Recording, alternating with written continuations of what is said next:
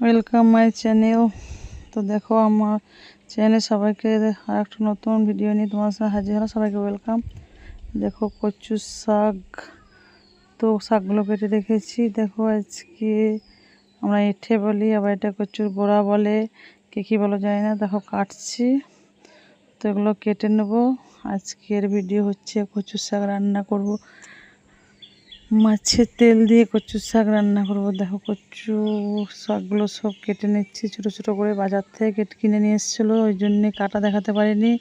তো ওভাবেই ছোটো কাটা কিনে নিয়ে এসেছিলো, তো এটুকুই দেখাচ্ছি। দেখো, তো দেখো কার কার কেমন লাগে, কে কে ভালোবাসো সবাই কমেন্ট করে জানাবা। দেখো এবার ছোটো ছোটো করে কেটে নিতে হয় শাকগুলোকে। তো এরপর দেখো এটা হচ্ছে এটা কি বলো সেটা জানি না, কিন্তু আমাদের এঁঠে বলে, কচুর তলা, এটা বড় কচু বলা যায়। তো এটাকেও শাকের সঙ্গে পাইল করব। তো দেখো এটাকে ছিলে, এটাকে ছোটো ছোটো ছোটো ছোটো কুচি কুচি করে নেব, এটাকে শাকের সঙ্গে দিয়ে রান্না করব। ওই জন্যে কচু শাক বলতে আমরা পাতা খাই, পাতাগুলোকে বলি না আমরা, ডাঁড়াটা খাই, এটাকে কচু শাক বলি আমরা। অনেকে অবশ্য পাতা খায়, পাতাগুলোকে শাক বলি, কিন্তু আমরা পাতাগুলো করি না, কচি পাতা খাই অনেকে, কিন্তু আমরা এই ডাঁড়াগুলোকে রান্না করি। দেখো কচুর যে এটাকে সেটাকে ছোট ছোট করে কুচি কুচি করে নিচ্ছি। দেখো খুব ছোট ছোট করে কুচি করতে হবে, নইলে এটা খুব সেদ্ধ হয় না। সেদ্ধ না হলে তো গলা চুলকাবে, জানোই অবশ্যই। কচুর শাক খেতে যত টেস্টি হয়। দেখো কাটছি, ততটা কিন্তু এতে গলা চুলকানোর ভয় থাকে, কিন্তু যদি এতে ভালো করে যত্ন করে রান্না করা হয় তো গলা চুলকায় না। একটু টাইম দিয়ে সেদ্ধ করতে হয়, একটু ভালোভাবে কাটতে হয়, কিন্তু তার মধ্যে অনেক কচু এমনই থাকে, যত যা কিছু করো তার মধ্যে গলা চুলকায়। কিন্তু দেখা যাক, আজকে তো বাজার থেকে কিনে নিয়ে এসছে, রান্না করার পর দেখা যাক এর কীরকম চেহারা, দেখা যাক গলা চুলকায় না খেয়ে শান্তি পায়, কি গলা চুলকায় সেটা দেখি। রান্না তো করছি, কষ্ট করে করবার চেষ্টা করছি, তাই তোমার সঙ্গে সবার সঙ্গে শেয়ার করার জন্যে ভিডিওটা শ্যুট করছি। তো দেখো কচুগুলো ছোটো ছোটো করে কাটছি, কাটাও প্রায় হয়ে এসছে।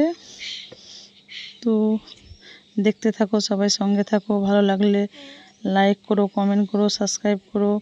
কার কার ভালো লাগে, পছন্দ করো, সবাই একটু কমেন্ট করে জানায়। যদি ভিডিওটা ঠিকঠাক দিতে পারি তো অবশ্যই, আর নইলে যদি কারো যদি বুঝতে সমস্যা হয় তো আবার পরে ভিডিও ভালো করে দেওয়ার চেষ্টা করব।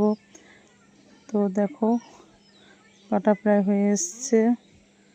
যদি কেউ রান্না করার ইচ্ছা থাকে, না জানতে পারো তো আবার বলো, পরের ভিডিও ভালোভাবে দেওয়ার চেষ্টা করব। দেখো সব কাটা কমপ্লিট হয়ে গেছে, ডাঁড়াগুলো এঁটেগুলো সব পাইল করে হয়েছে।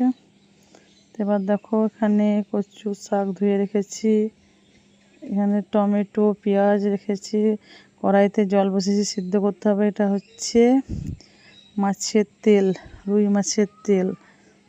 অনেক বড় মাছ নিয়ে এসেছিলো, সেটারই তেল ছিল, ওই জন্যেই আমার বর বলেছিল মাছের তেল দিয়ে রান্না করবার জন্যে। বাজার থেকে কচু গাছটাও কিনে দিয়ে পাঠিয়েছিল। দেখো রান্না করতে শুরু করছি, এতে লবণ হলুদ দিয়ে দিয়েছি, জলটা ফুটছে। দেখো কচুগুলো সবই দিয়ে দিলাম সিদ্ধ করতে। তো এবার ফুটান্ত জলে লবণ হলুদ দিয়ে ওকে দিয়ে দিলাম। এবার নেড়ে চেড়ে একটু ঢাকা দিয়ে দেবো, তারপর একটু তো সিদ্ধ হতে টাইম তো লাগবেই। তারপর দেখো আসছি আবার পরে তোমাদের সঙ্গে। তখন নাড়াচাড়া হয়ে গেছে, ঢাকাও দিয়ে দিয়েছিলাম। তারপর ঢাকা খুললাম একবার, দেখুন এসে দিলাম, ফুটছে, কিন্তু এখনও সেদ্ধ হয়নি খুব ভালো।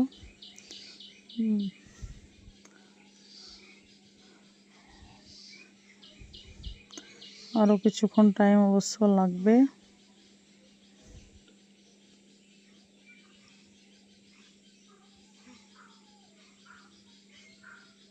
সেদ্ধ হয়ে গেছে। এবার দেখো, এবার ফুটো বাটি দিয়ে এটা জলটা ঝরিয়ে নিচ্ছি।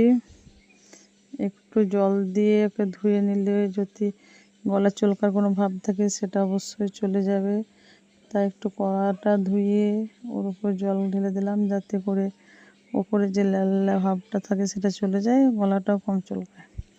তারপর কড়াই বসিয়ে দিলাম, কড়াইতে তেল দিয়ে দিলাম। তো দেখো কড়াইয়ে তেল দিলাম, বাটনায় আদা, পেঁয়াজ, রসুন, লঙ্কা, এলাচ, টমেটো নিয়ে নিয়েছি বাটার জন্যে। তাই বাটা মশলা লাগবে। মিক্সার গ্রাইন্ডারে নিয়ে পেস্ট করে নেব। মশলাটা তেল গরম দিয়েছি, কড়াইয়ে তেল গরম হতে হতে মশলাটা রেডি করে নিচ্ছি, যাতে করে তেল গরম হয়ে গেলে আমি মশলাটা দিতে পারি। দেখো তো ফোড়ন দিলাম, 5 ফোড়ন, তেজপাতা আর পেঁয়াজ কুচিগুলো দিয়ে দিলাম। এবার নাড়াচাড়া করে পেঁয়াজটা যাতে একটু লাল লাল হয়ে যায় তো ভাজতে হবে ততক্ষণ অবধি। দেখো বাটা মশলা রেডি হয়ে গেছে, তো পেঁয়াজগুলো লাল লাল হয়ে ভাজা হয়ে গেছে। এবার দেখো স্বাদ মতো লবণ দিয়ে দিলাম, পরিমাণ মতো হলুদ,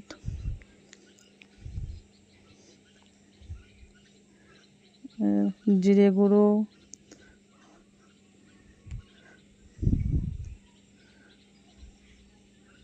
এরপর দেখো যে বাটা মশলাটা ছিল সেটা পুরো অ্যাড করছি এতে। তো বাটা মশলাটা তো ছিল কি কি সেটা তোমাদেরকে দেখিয়েছি। বাটা পরিমাণ মতো স্বাদ মতো মিষ্টি দিতে হবে একটুকু। এরপর এটা নাড়াচাড়া করে মশলাটাকে ভালোভাবে কষিয়ে নিতে হবে। মশলাটা না কষালে তো অবশ্য ভালো লাগবে। দেখো মশলাটা কষানো হয়ে এসছে, তেল ছেড়ে গেছে। এবার একটু জল দিয়ে দিয়ে দেখো ওটাকে কষাচ্ছি।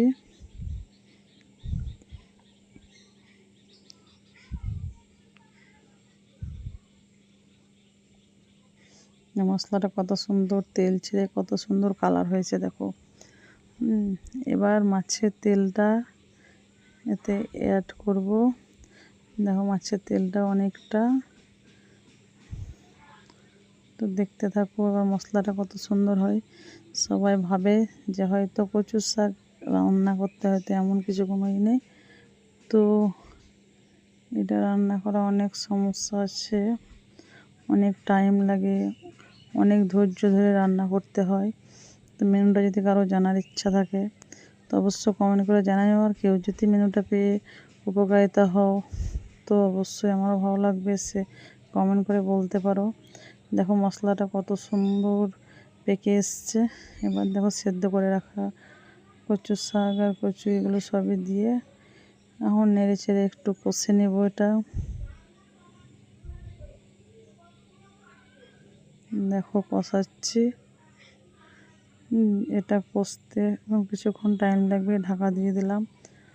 দেখো কত সুন্দর তেল ছেড়ে গেছে, একদম কালারটাও কত সুন্দর হয়েছে। দেখো খেতেও খুব টেস্টি হয়, একদম কি বলবো মাটন ফেল। আমার তো খুব ভালো লাগে, কার কেমন লাগে জানি না, কিন্তু আমার খুব টেস্টি লাগে। তো দেখা যাক, আজকে তো প্রথমে বলেছিলাম বাজার থেকে কিনে নিয়ে এসছে, এখন এর চেহারা কেমন হবে সেটা জানি না। রান্না তো খুব সুন্দর হয়েছে, তো খেয়ে তারপর বোঝা যাবে যে খেয়ে আমাদেরকে শান্তি দেবে না গলা চুলকাবে। দেখো রেডি হয়ে গেছে, দেখতে কত সুন্দর হয়েছে। তো এখন অপেক্ষা খেয়ে দেখার। তো ভাতের সঙ্গে, গরম ভাতের সঙ্গে তো গরম কচুর শাক খুব সুন্দর লাগে খেতে। তো দেখো নিয়ে নিয়েছি ভাতের সঙ্গে কচুর শাক। তো এবার খেয়ে দেখার সময় একটু খেয়ে টেস্ট করে দেখি কেমন লাগে, তো তোমাদেরকে বলবো। খুব সুন্দর।